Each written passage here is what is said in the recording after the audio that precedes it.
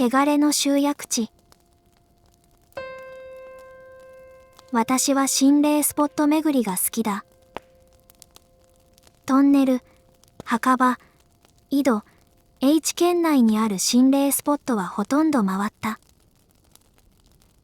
心霊スポットに行く際に気をつけなくてはいけないのは、連れて帰らないことだ。曰く付きの場所には必ず何かある。恨みを残して死んだ霊、陰臭の名残、山の会。それらのことを汚れと私は呼んでいる。死や災いをもたらすもの、というのが汚れの本来の意味だ。汚れを連れて帰ってしまったことが実は何度かある。心霊スポットから帰った後に異様に肩が重くなったり、ひっかき傷のような赤い傷跡が体に浮かび上がって治らない。いわゆる霊障と呼ばれるものが起きる。軽度なものならば、部屋の四隅に盛り塩を設置して結界を張れば治る。重度なものは神社でお祓いをしてもらう。一番危なかったのは、2年前にあるトンネルに行った時だ。家に帰ってから毎日、黒く焼け焦げた顔の女が夢に出る。私の体は日に日に弱っていく。朝、枕を見ると髪が30本、40本とごっそり抜けている。食事の後、必ず吐く。盛り塩の結界も効かない。かつてない強力な汚れだった。夢に出る女の黒い顔は焼死を思わせる。焼死とは、文字通り体が焼けて死ぬのではなく、物が燃えた時に出る煙で窒息死することが直接の死因になる。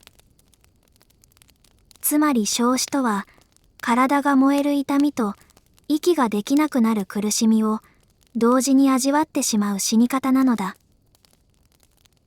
黒く焼け焦げた顔の女は、さぞ大きな苦しみ、恨みを抱いて死んだのだろう。それほど強力な汚れでも、とある神社の神主はいとも簡単に調伏、つまり除霊してしまった。心霊スポット程度の汚れなど恐れる必要はない。神社に祀られている神の方がはるかに強い。オカルト研究会に所属している友人の A 子は、あまり軽々しく危険なところに行くべきではないよ。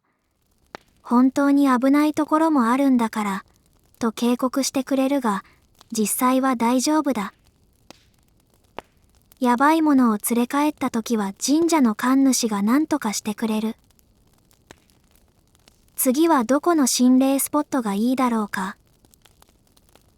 迷った末に選んだのは、ある廃団地だった。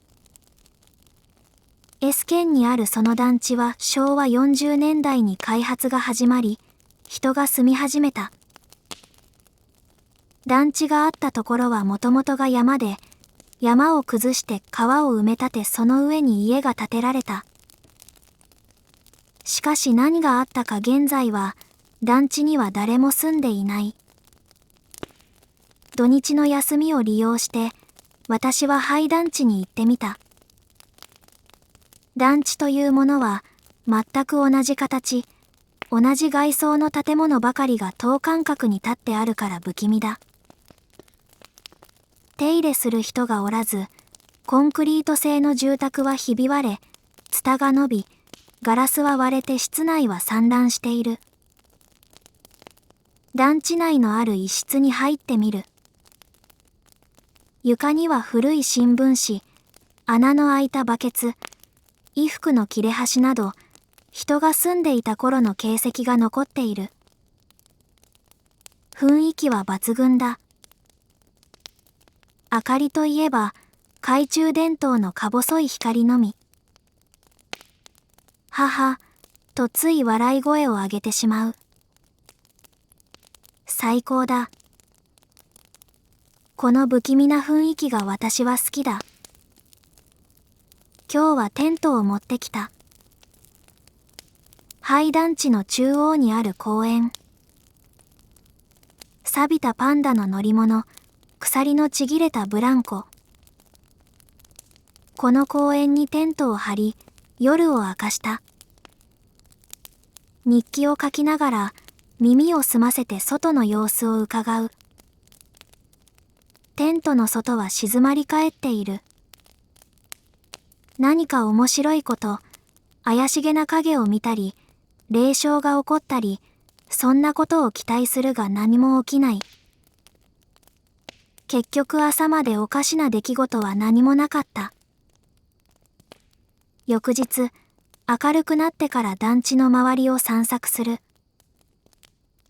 団地に来るまでに下調べをしていたので、周辺のことはある程度知っている。団地が建つ前にあった山。その山は山というよりは小高い丘で、木々がみっしりと茂った昼なお暗い場所だったそうだ。この山の近くには古くから人が住んでいた。人々は太古の昔からこの山に近づくことを避け、山そのものを不気味なところとして忌み嫌っていた。そういう場所には汚れが集まる。鶏やイノシシを人間が食事に変える。食事の後に残った骨や皮といった残骸をこの山に捨てる。人が死ぬと、この山にある墓に運んで埋める。昔は土葬が一般的だったそうだ。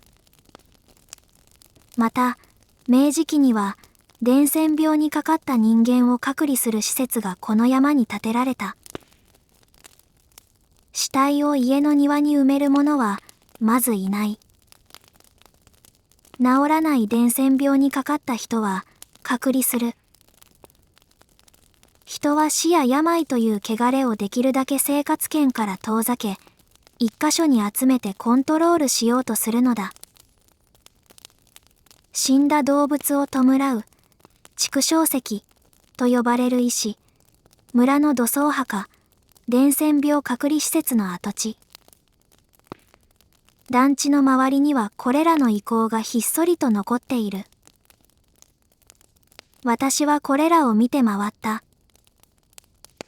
嫌な雰囲気はあったが、あの焼け焦げた顔の女を連れて帰ってしまったトンネルに比べれば、格段に大したことはない。心霊スポットは行ったその時よりも、行った後が怖い。汚れを連れて帰っていないか、それが心配になる。2、3日は恐怖が続く。体に何か霊障が出ないか、恐ろしい夢を見ないか。怖い。だが、心霊スポット巡りはやめられない。何か恐ろしいことが起きるかもしれない。このスリルがたまらない。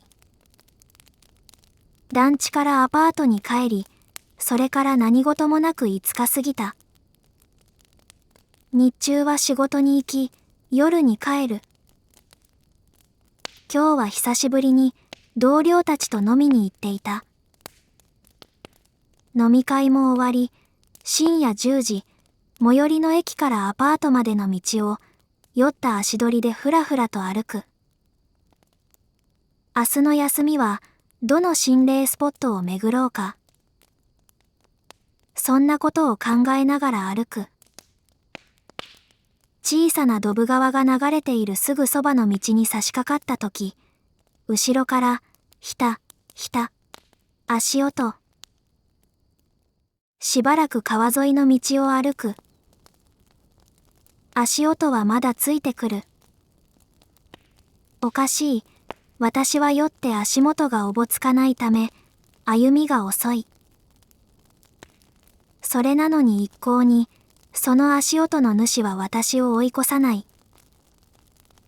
私は立ち止まる。足音も止まる。私は少し早歩きになる。すると、足音も同じ速さでついてくる。私の後ろ、20メートルくらいの距離を常にキープして、足音がついてくるのだ。痴漢なわけはない。すると、この前行った廃団地、何か汚れを連れ帰ったか。しかし、足音の形をとる汚れは初めてだ。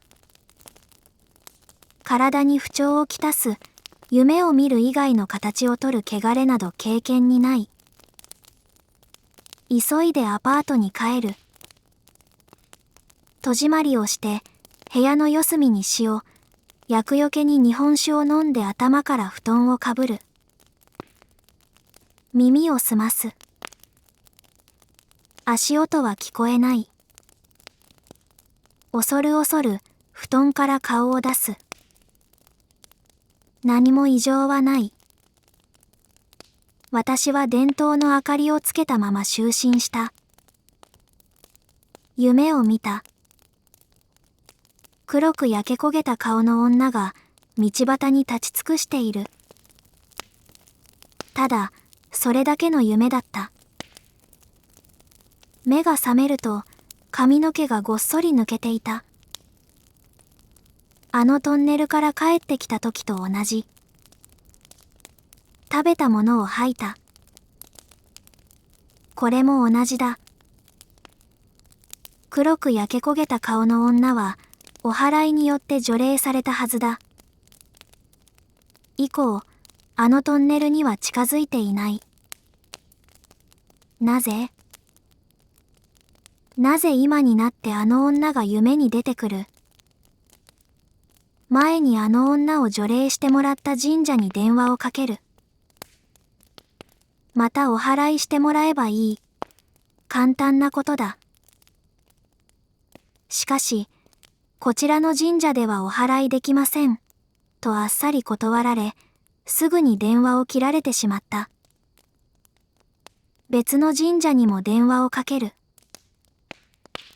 すぐに断られる。また別の神社にかける。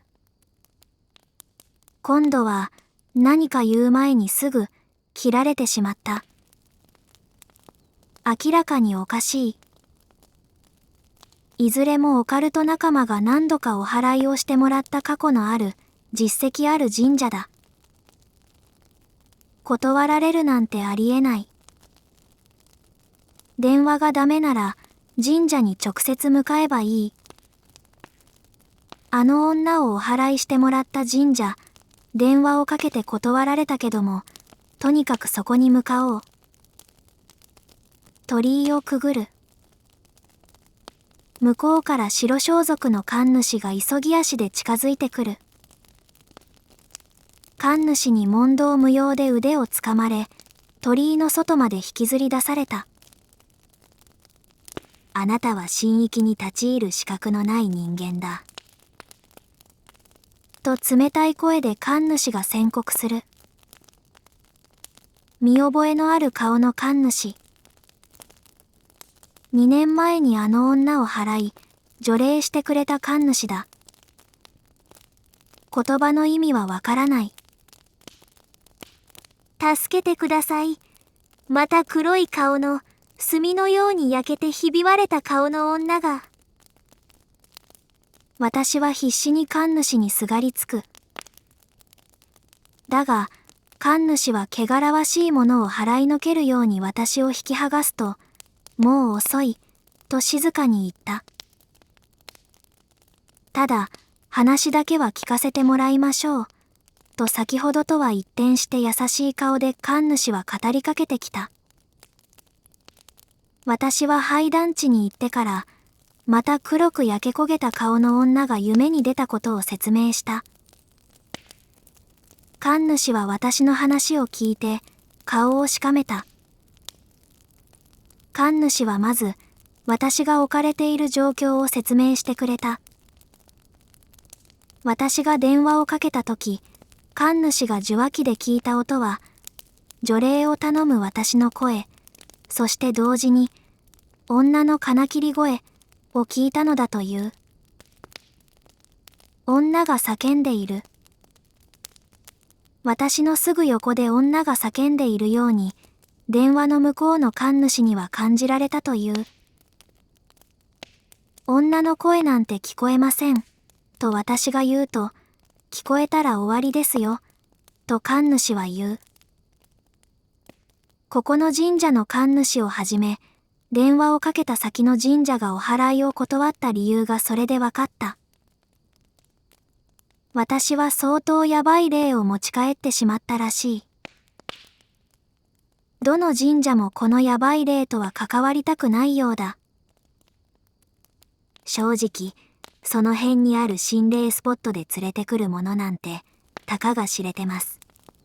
自殺者の霊だとか、怨念を抱いて死んだ者の恨みだとか、弱い力しか持たない汚れです。たった一人の人間が持つ恨みつらみなんて、簡単に払える。ただし、汚れの集合体は別です。廃団地が建つ前にあった山、近隣の村々に住んでいた人々が何十何百年とかけてそこに捨て続けてきた汚れ。山には何千何万という数の人間が抱いてきた負の感情が集まっている。汚らわしい、近寄るな、向こうへ行け、死や災いを連想させるものを忌み嫌い、恐れ、人々は汚れを山に捨ててきた。そう神主は語った。しかしなぜ、黒く焼け焦げた顔の女を団地から連れ帰ってしまったのか。あの女の霊はもともとトンネルにいたものだ。それに2年前、この神主の手によって除霊されたはず。そんな私の疑問にも神主は答えを持っていた。神主はすぐそこの駐車場にある自販機で、温かい飲み物を1本買ってくれた。夏だというのに、温かいが売ってある奇妙な自販機だった。2年前に私の体から取り払われた女の霊は、消滅したわけでも成仏したわけでもない、と神主は語る。私の体に紐づいていた女との縁を、お祓いによって断ち切ったに過ぎないらしい。お祓いとは汚れを注ぐもの。死や災いを人間の体から遠ざけるもの。人の体から汚れを追い出し、どこかへ追いやってしまう。そう神主は説明した。2年前にあなたの体から追い払った女の霊は、トンネルに戻らずに廃団地へと向かった。汚れが吹き溜まる団地に引き寄せられた。神主が言うには、恨みを持った魂や怨念は、似たような負の感情を帯びた場所を好み、集まるのだという。私が団地に行ってしまったことで再び女との縁ができた。お茶を飲み、ほんの少しだけ落ち着いた私は神主に聞く。女の霊と団地にいた汚れの集合体の両方に縁ができた。汚れの集合体は、黒く焼け焦げた顔の女の形を借りて、私の後方に実体を持った姿で現れた。本来ならば、山が汚れを集めて外に逃さない結界の役割を果たしていたのだが、団地を作るときに建築業者が山を切り崩した。これがまずかったらしい。山域という結界を失い、汚れの集合体は暴走した。住む場所を失い、人から人へと次々と取り付いた。しかし、山と違って人間の体には巨大な力を持つ汚れを受け止める耐久力はない。取り憑かれた者は例外なく体を壊された。取り憑く相手を求めてさまよっていた汚れの集合体は、団地に入ってきた私を見つけ、そして取り付いた。払ってくれ。私の体から何とか追い払ってくれ。私は神主に泣きついた。無理ですよ。あなた、汚れの集約地になっていますから。汚れの住処、昔は山、今は私の体。なんだ、もう助からないのか。だから、もう遅い、と神主は言ったのか。私は取り憑かれたのではなく、私自身が霊の住む家になってしまった。霊の集まる場所になってしまった。汚れたちが私を新たな、汚れの集約地に選んだ。私自身が心霊スポットになったようなものか。払っても、何度追い払っても、また私の体に霊たちは帰ってくる。汚れは私の体に帰ってくる。はは、はははは。おかしかった。空き缶を思いっきり遠くへ投げ捨てる。哀れなものを見るような目をしている神主に向かって、助けろよ。頼むから、助けてくれ。と私は怒ったように言う。神主は何も言わず、私に背を向けて鳥居の内側へと去っていった。やはり私は助からないらしい。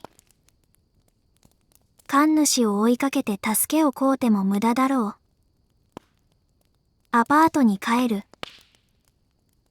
耳を塞いで走って帰る。女の声が聞こえたら終わり、と神主は言っていた。黒く焼け焦げた顔の女、イコール、汚れの集合体の足音も後ろをかけてついてくる。私についてくるのではなく、私に引き寄せられているのだ。どこに逃げても無駄だ。アパートに着き、部屋に入る。すぐ布団に潜り込み、眠りにつく。次の日、目が覚める。体は動かない、声も出ない。手足に力が入らない。指先がわずかに動くだけだ。朝も夜も動けずに、ただ布団の中にいる。毎日毎日、私は布団の中にいる。毎日毎日、体は衰弱していく。私の体はあの女と同じ、焼け焦げたくすんだような色に変わり始めた。昨日、女が窓のすぐ外まで来ていた。今日は、女が部屋の中にいる。明日は、どこまで近づいてくるのだろう。少しずつ、少しずつ私のそばまで近づいてくる女。早く早く早く、人思いに早く殺してほしい。ずっと黒い顔の女が見えている。目をそらせない。私が死んだら、女はあの廃団地に戻るだろう。最後の力を振り絞って、かろうじて動く指先で日記に警告を残す。この日記を読んだ人に伝わるように。廃団地には行くな。S 県にある廃団地には決して行くな。